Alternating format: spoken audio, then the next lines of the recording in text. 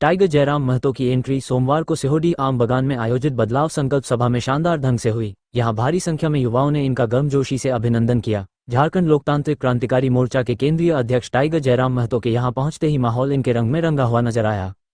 कांग्रेस छोड़कर JLKM में शामिल हुए नवीन आनंद चौरसिया के नेतृत्व में सैकड़ों समर्थकों के साथ टाइगर जयराम महतो का स्वागत किया।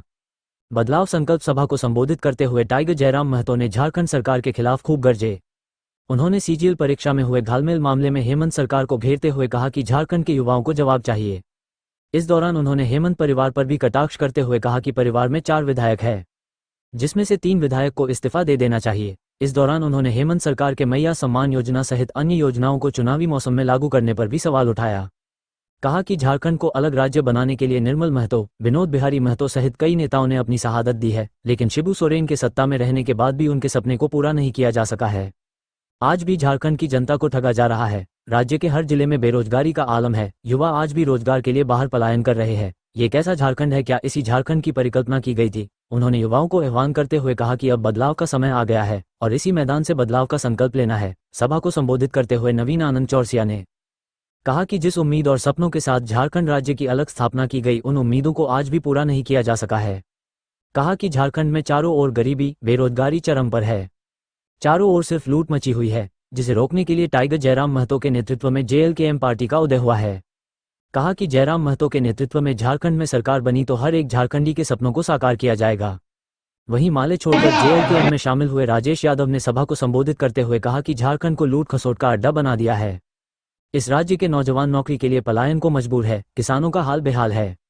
कहा कि जब सरकार का अंतिम समय आया तो जनता को बरगलाने के लिए बिजली बिल माफी, महिलाओं को 1000 रुपये देने जैसी योजना चला रहे हैं, जबकि इस सरकार ने 4.5 साल तक जनता को लूटने का काम किया है। सभा में JLKM के केंद्रीय महासचिव फरजान खान, केंद्रीय सचिव सह प्रवक्ता दीपक रवानी, राजदेश रत्न, केंद्रीय सचिव नागेंद्र चंद्रवंशी, जिला ग्रामीण अध्यक्ष रॉकी नवल, रॉकी शेख, मोहम्मद लालो सहित कई नेताओं के साथ सैकड़ों की संख्या में कार्यकर्ता व आम लोग और युवा वर्ग के लोग मौजूद थे।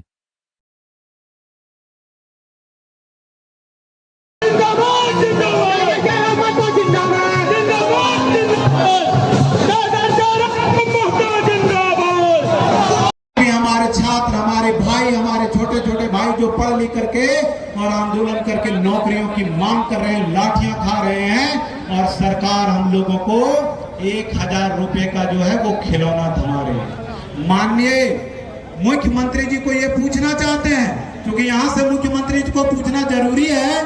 आगे तो नहीं जाने तो कि सोनू दादे को से माननीय मुख्यमंत्री जी के मैनेजर को जोहार।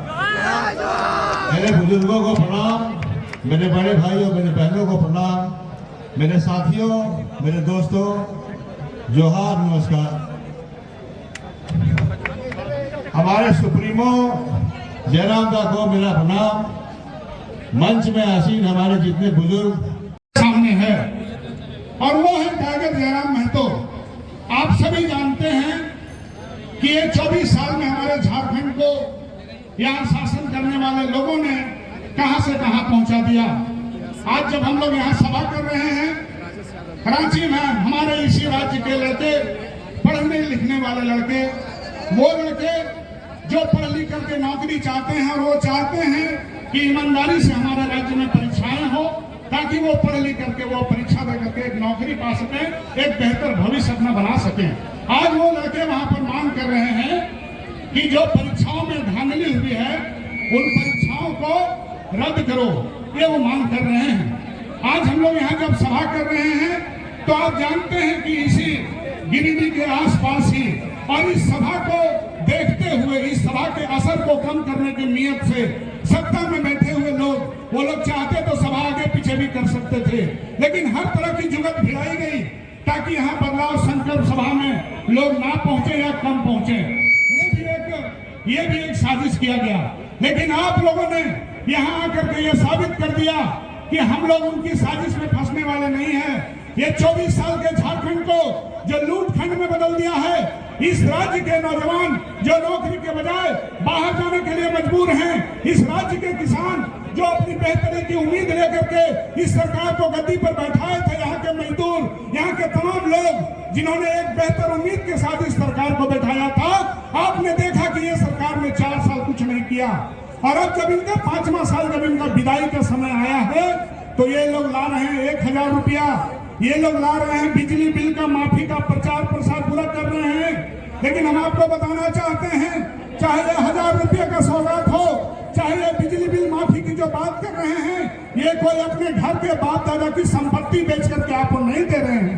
ये कोई नई चीज नहीं है इस राज्य के लिए। इस राज्य के लोग टैक्स भरते हैं, हमारे राज्य के लोग, हमारे राज्य मंच पर खड़ा है, बैठे हुए हैं। आप लोग टाइगर जयराम महतो को सुनना चाहती है तो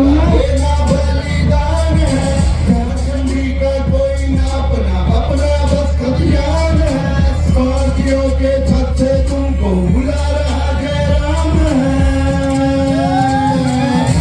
आया इम्तिहान है तेरा अब बलिदान है, बुला रहा जयराम है, माटी मांगे और गुलगुलान है, गुलगुलान है, गुलगुलान है, गुलगुलान है, गुलगुलान है, गुलगुलान है, गुलगुलान है। 2024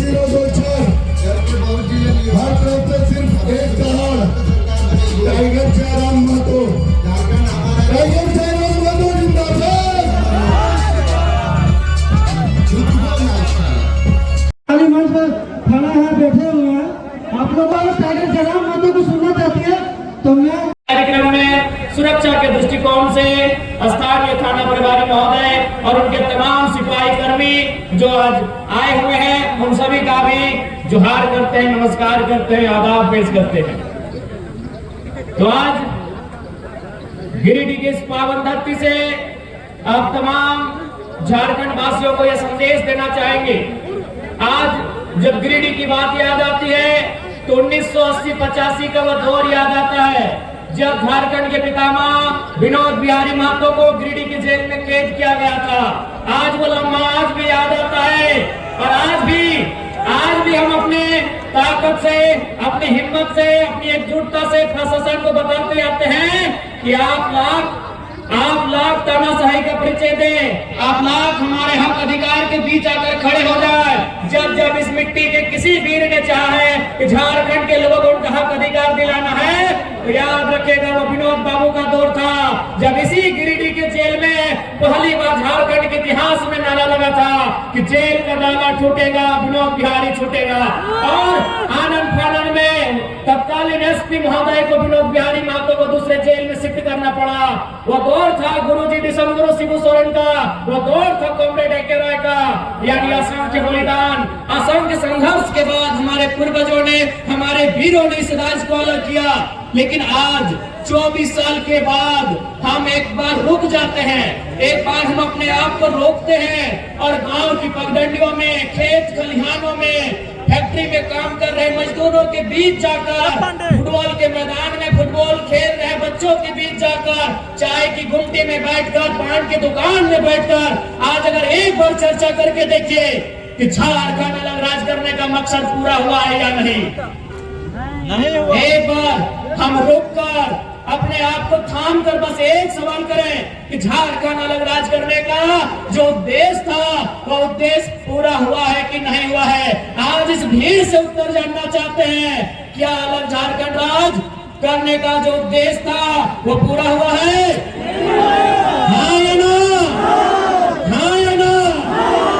आज हर एक गांव की गली से, खेत के चौपाल से यही आवाज आती है, खेतों की पगडंडियों से, गांव के चौपाल से कि झारखंड राज हमने जो सोच कर लिया था आज वो घोषो दूर है हमसे।